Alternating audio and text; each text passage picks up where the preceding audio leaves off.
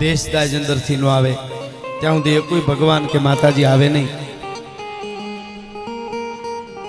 9 ફોરેસ્ટની ધણિયાની જેથી વેલણામાં બેહીને નીકળ્યા રાજપૂતાણી જુનાગઢની મહારાણી વગડામાં ધીરું ધીરું ધીરું ધીરું ધીરું ધીરું વેલણું વયું જતું હતું અને દાસીને કીધું હતું કે દ્વારકાધીશના દર્શન કરી અને મારે દરિયામાં ધ્રુવકો મારી જાવો છે, હવે મારે જીવવું નથી. અને વેલણું વયું જાય છે ને એમાં કાને અવાજ પડ્યા વગડાની માલિકો ચારણ છે એ ભેહું ચારે છે. ભેહું ચારતા ચારતા માતાજીના છંદ બોલે, માતાજીના સોળા બોલે, માતાજીના ભાવ બોલે.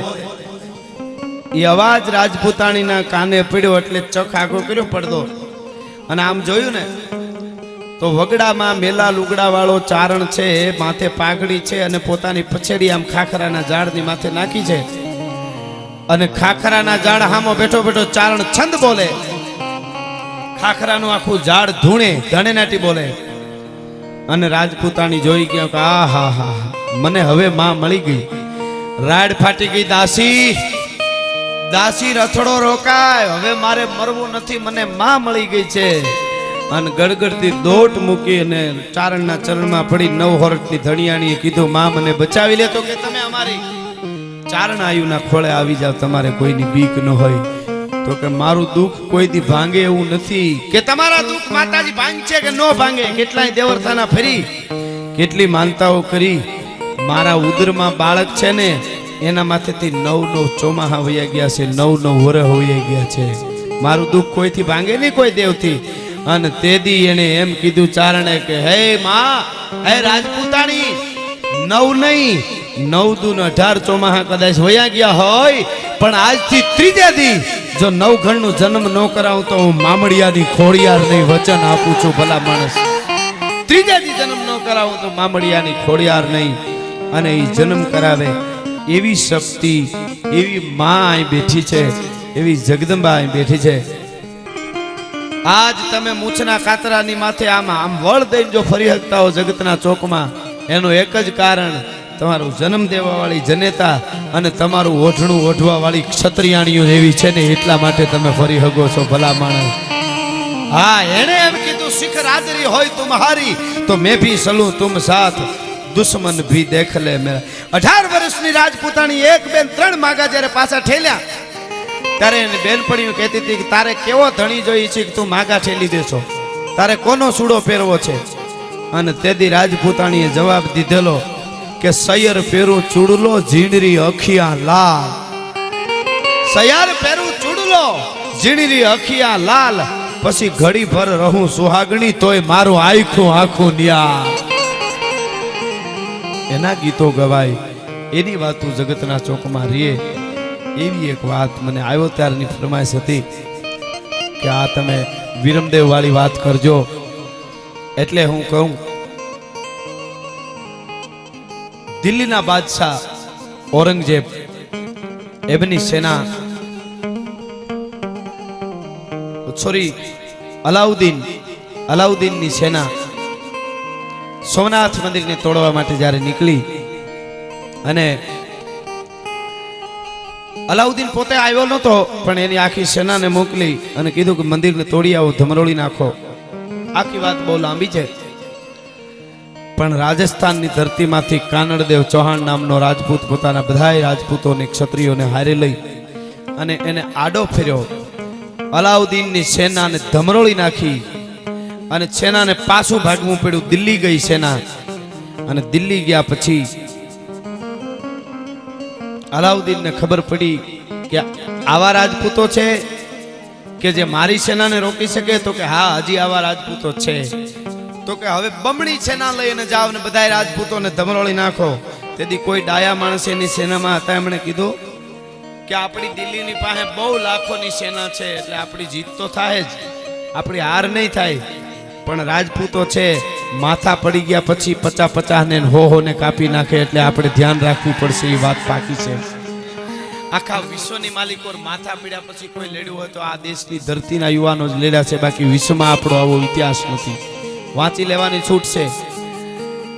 એટલે આયા કચેરીમાં હવારના પોરમાં એ વિરમદેવ ચૌહાણ રાજકુમાર આવતો તો પણ નાકેથી નેણે ભલો અને નેણેથી લલાડ કઈ દહીના વખાણ કરું આ તો નગર વખાણું નાગ મરદ ખાડી વયો આવતો એમ વયો આવે ભાઈ ડગલા મારી શરાબ શરાબ શરાબ કરતો રાજપૂત વયો આવતો તો બધાએ જોયો પણ પડદા આસો પડદો આડો ને એની આડી બેગમો બેઠેલી બાદશાહની એની હારે અલાઉદ્દીનની લાડકી દીકરી ફિરોજા બેઠેલી 18-20 વર્ષની દીકરી ફિરોજા લાડકી બેઠી હતી એણે વિરમદેવ ચૌહાણ નામના રાજપૂતને આવતો જોયો ને એની મૂછડીઓ ને એની આંખડીઓ ને એનું રૂપ ને એની પાઘડી આફરીન થઈ ગઈ નેણ પદાર્થ નેણ રસ નેણ છે નેણ મિલંત અજાણા શું પ્રીતડી અન પ્રથમ નેણ કરન આંખડીઓ અણિયાળીઓ સરથી પાહરીઓ જેના હામી નોંધીઓ એની કાળજ હોહરીઓ ઈ ફિરોજાએ વિરમદેવને જોયો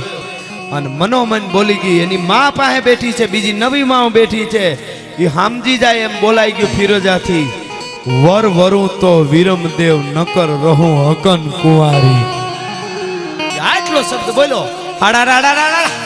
બધી બેગોમાં ફેલાઈ ગઈ વાત અને કચારી બરખાસ્ત થઈ હાંજ પડી ને અલાઉદ્દીન સુધી વાત પૂગી ગઈ કે આપણી લાડકી એકની એક દીકરી ઈ રાજપૂતને પ્રેમ કરે છે દિલ્હીના બાદશાહની દીકરી અને એના સિવાય બીજે વિવાહ ન કરે એવું બોલી અલાઉદ્દીનને ઘડીક તો એમ થયું કે વિરમદેવને આ મારી નાખો દીકરીને આ મારી નાખો વળી ડાયા માણસો સમજાયું કે ઈ તો બહુ સારું કહેવાય વ્યાથી રૂડું વધાવું જો એના હગા થઈ જાય તો ઈ રાજપૂતો નડતા આળે પછી આપણે જે લૂંટવું હોય લૂંટ્યા કરીશું હગા થઈ ગયા પછી શું કરે વળી ધીરો પડી ગયો વિરમદેવ સુધી વાત પુગાડી વિરમદેવને કહેવામાં આવ્યું તો ઈ રાજપૂત એમ બોલ્યો તો મારા દેશનો વિરમદેવે કીધું વાત તમારી સાચી પણ મારે મારા બાપને પૂછવું પડે મારા ઘરે જવું પડે ટૂંકમાં વિરમદેવ વયો આવ્યો સંદેશાવાહક પાછળથી આવ્યો હવારના પોરમાં કાનડદેવ ચૌહાણ જાલોરની કચારી ભરીને બેઠા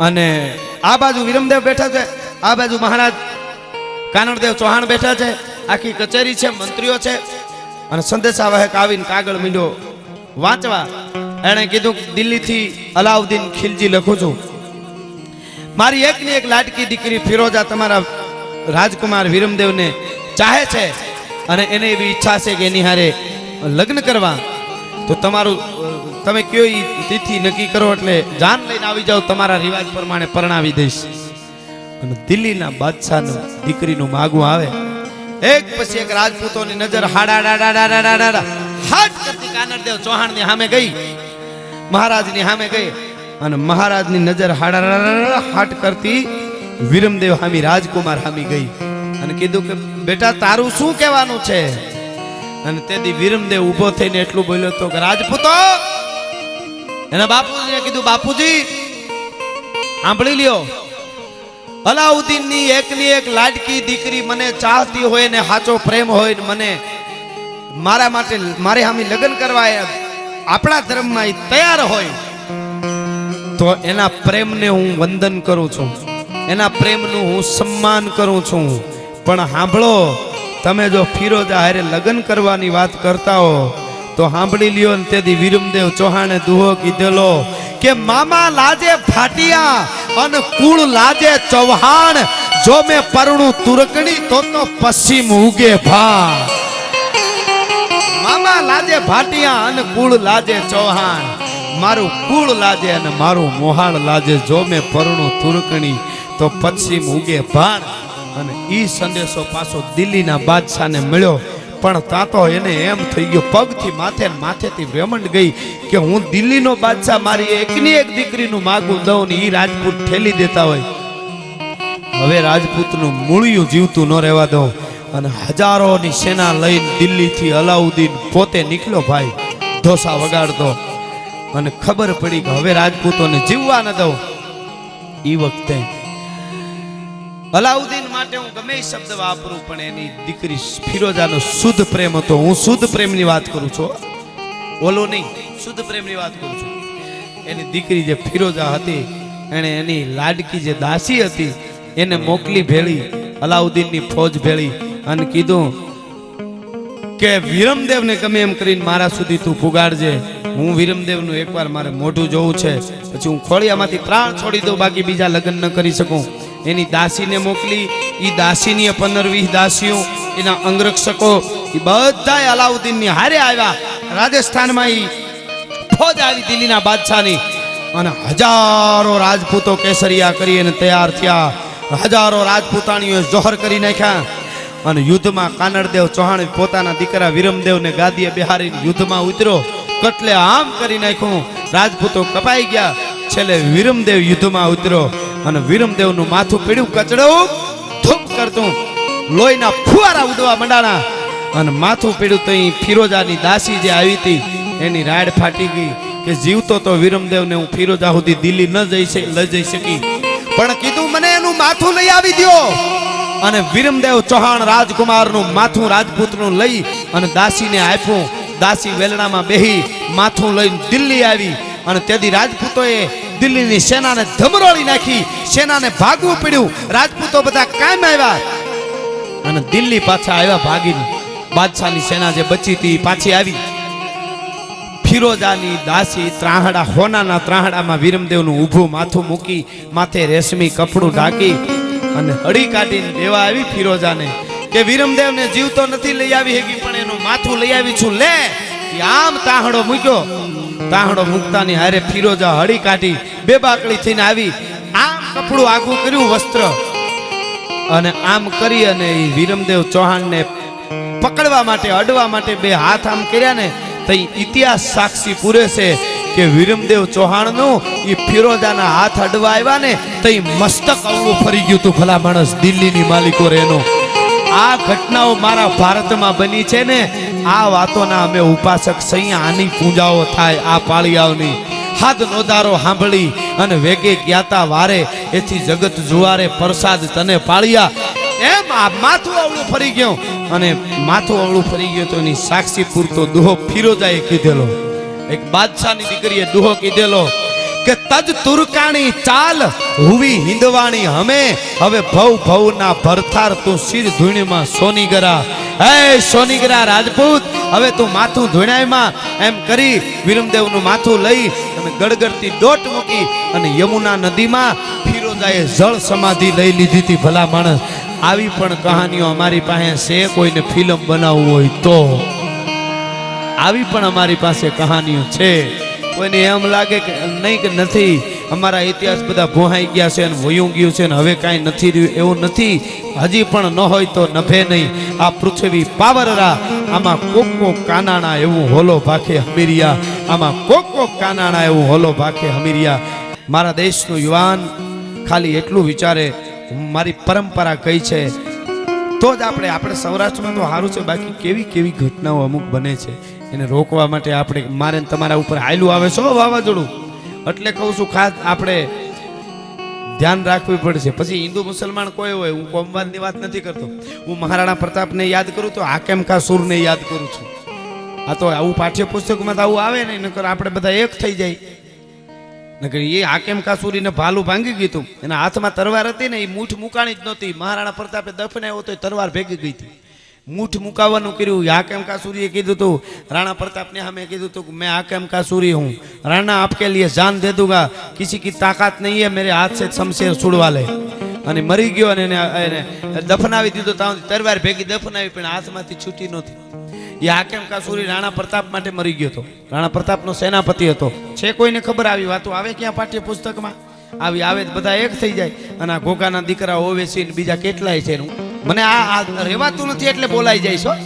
આ દાજ બોલાવે છે. આવી દિશા મારા દેશની તમે જુઓ તો ખરા, બહરાટા બોલે છે ચારે બાજુ. આપણે તો મેરા ભારત મહાન, પણ મહાન રહેવા દેહો તો ને, એમને મહાન કેમ રે?